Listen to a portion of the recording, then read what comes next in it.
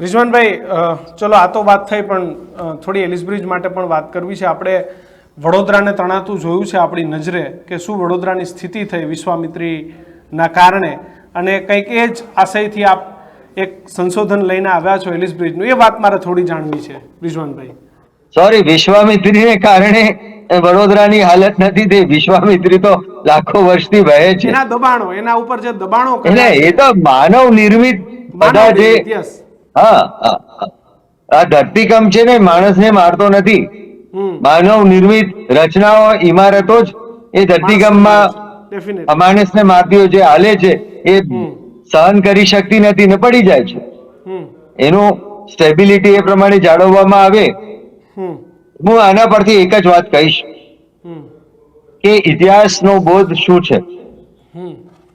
ઇતિહાસનો બોધ એ છે કે તમારે વર્તમાન સમજવો, વર્તમાન સમસ્યા સાથે એને જોડવો અને એના આધારે ભવિષ્યનું આયોજન કરવું. બિલકુલ. એટલે 1875માં આ જે ઘોડાપૂર આવ્યું હતું એ પહેલા પણ 2 ઘોડાપૂરો આવેલા છે. એટલે એ ઘોડાપૂરો પછી 1875 પછી વિનાશક પૂરો કેટલા આવ્યા, અને 1973ની સાલમાં પણ સાબરમતી નદીમાં ખૂબ જ વિનાશક પૂર આવ્યું હતું. અને ગિરનાર સોસાયટી સાબરમતી નદીના પટમાં બાંધવામાં આવી હતી, નારાયણનગર રોડ, પ્રભુદાસ ઠક્કર કોલેજ પાસે. એ આખી તણાઈ ગઈ હતી સોસાયટી. ઓકે. એટલે આ રેલની અંદર તમે જુઓ તો પાણી શહેરની અંદર પેસ્યું હતું. કોટની રાંગથી રાયપુર ખાડિયાની અંદર પણ પાણી આવ્યું હતું. અને બીજી બાજુ દિલ્હી દરવાજા બાજુ માધુપુરા ને એ બધા જે વેપારી વિસ્તારો હતા ત્યાં વ્યાપક તારાજી થઈ હતી. અમદાવાદ શહેરની આસપાસના ગામડાઓ, જિલ્લાના ગામડાઓને જ્યાં જ્યાંથી સાબરમતી નદી પસાર થાય છે ત્યાં પણ વ્યાપક નુકસાન થયું હતું. અને 41 ફૂટની ભયજનક સપાટી પહોંચી ગઈ હતી. હવે સાબરમતી નદી પર 2 પુલ બાંધવામાં આવ્યા હતા. એક તો રેલવે બ્રિજ હતો અને બીજો લાકડાના ઉપયોગથી બનાવેલો એલિસ બ્રિજ, જેને સામાન્ય લોકો લક્કડીઓ પુલ કહેતા હતા. એના પર રેલવે પુલનો કાટમાળ આવ્યો, પણ રેલવે પુલના કાટમાળની સાથે સાથે મોટો વડનો ઝાડ આવ્યો અને બીજો મોટી સંખ્યામાં ઉપરવાસથી કાટમાળ સાથે આવતો હતો પાણીના પૂર સાથે. અને એ ધડાકાભેર આ લકડિયા પુલ સાથે અથડાવા લાગ્યો અને પછી આ બ્રિજ કમજોર પડ્યો અને ધીરેથી કમરથી અદ્ધર થયો, એટલે વચ્ચેથી કમાનો અદ્ધર થઈ અને પછી છટકવા લાગી અને 25મી સુધીમાં તો આખો લકડીયો પુલ નેસ્ત નાબૂદ થઈ ગયો. હવે એમાંથી આ બોધ લઈને લોખંડનો મજબૂત અડીખમ પુલ બનાવ્યો, જે અત્યારે હયાત જે લોખંડનો એલિસ બ્રિજ છે એ આજે એને લગભગ 125 વર્ષ થવા આવ્યા છે, છતાં એ અડીખમ ઉભો છે. તો એમણે ઇતિહાસમાંથી બોધ લીધો અને ભવિષ્યનું આયોજન એવું કર્યું કે કેટલું મજબૂત અને મોટા વિનાશક પૂર વચ્ચે પણ એ અડીખમ ઉભો છે.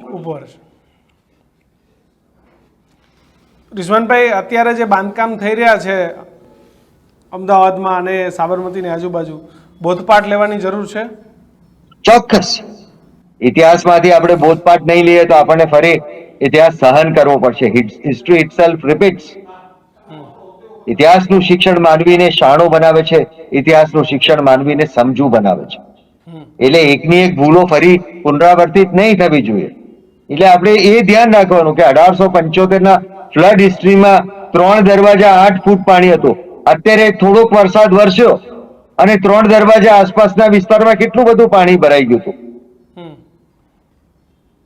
તો આપણે ફ્લડ હિસ્ટ્રી જાણવો જોઈએ, ભૂતકાળમાં કેવા સંજોગો હતા. હવે હું તમને એમ કહીશ કે માણેક ચોકની અંદર મસાણિયા હનુમાન છે, તો તમને એમ થશે ક્યાં છે? ચોક્કસ આ જે વાસણ બજાર છે ત્યાં આગળ જ છે. હનુમાનજીની દેરી છે અને ત્યાં બોર્ડ પર મારેલું છે મસાણિયા હનુમાન. પણ 1851માં મગનલાલ બખતચંદનો જયારે સર્વાંગી અમદાવાદનો ઇતિહાસ દર્શાવતો ગ્રંથ પ્રસિદ્ધ થયો ત્યારે એની અંદર તમને આ વાત જોવા મળે છે. ને મગનલાલ લખે છે કે સાબરમતી નદીનો એક ફાંટો જે આજે ગાંધી બ્રિજ એક જમાનામાં ફર્નાન્ડીઝ બ્રિજ તરીકે ઓળખાતો હતો ત્યાંથી પસાર થતો હતો અને ઢાલગરવાડ થઈને પછી આ જે મહાલક્ષ્મી ટીચર્સ ટ્રેનિંગ કોલેજ છે ત્યાંથી ખારુના નાળામાંથી આવતું પાણી પછી રાયખડના દરવાજાથી રાયખડના આરામાંથી નદીમાં ભળી જતું હતું. તો આ બધું આપણે અભ્યાસ કરવો જોઈએ કે આ કેવો વિસ્તાર બિલકુલ. છે. અને 1900 આ બધા અભ્યાસમાંથી આપણે શીખવું જોઈએ કે આપણે આફતોને કેવી રીતે ટાળી શકીએ. Yes. પણ અને- રિઝવાનભાઈ, છેલ્લે તો વસ્તુ એ છે કે જે કુદરતી વહેણો હતા એ કુદરતી વહેણોને સમાપ્ત કરવાનું, બુરવાનું કામ, એને પૂરા કરી દેવાનું કામ એ જુનાગઢ હોય, વડોદરા હોય, અમદાવાદ હોય, તમામ જગ્યાએ થઈ રહ્યું છે. પણ એમાંથી ઘણું શીખવાનું જરૂર છે. આપ અમારી સાથે જોડાયા બદલ આપનો ખૂબ ખૂબ આભાર રિઝવાનભાઈ. હું એક ખાલી વાત કહીશ કે સરદાર સાહેબ હર હંમેશા ઇતિહાસમાંથી બોધ લેતા હતા અને એ માત્ર વર્તમાનનું નહીં, એ 20 વર્ષ 30 વર્ષ પછીનું આયોજન કરતા હતા કે હું આજે જે કરીશ એ 20 વર્ષે કેમ નિષ્ફળ જશે અને એના આધારે સરદારનું આયોજન થતું હતું અને એને કારણે આપણે ઇતિહાસ પુરુષ તરીકે આજે પણ સરદાર સાહેબને યાદ કરીએ છીએ. બિલકુલ. ખૂબ ખૂબ આભાર રિઝવાનભાઈ. તો જે પૂરની સ્થિતિઓ થાય છે એ પૂરની સ્થિતિઓમાંથી શીખવાનું હોય છે, પણ ક્યાંક કોક નથી શીખતા અને આડેધડ બાંધકામોના કારણે આજે શહેરોના વિનાશ થઈ રહ્યા છે. આવી જ રસપ્રદ વાતો માટે જોતા રહેજો ન્યૂઝરૂમ. નમસ્કાર.